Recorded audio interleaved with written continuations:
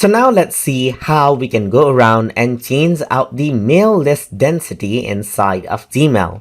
So over here, the spacing that you see over here is there by default. But if I were to go around over here onto the settings right here, then you can see that the density is set to default right here.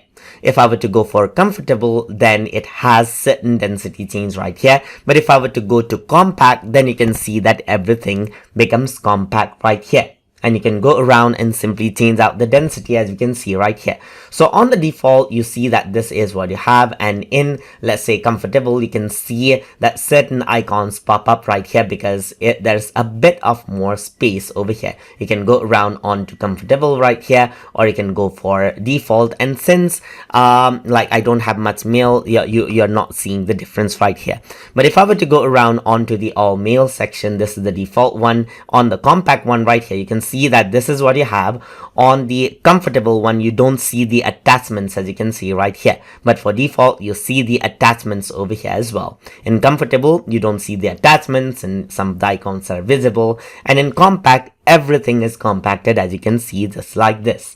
And that is how you can go around and then change around the mail list density inside of Gmail. So I hope you guys learned something as always. And as always, please like, comment, share, and subscribe.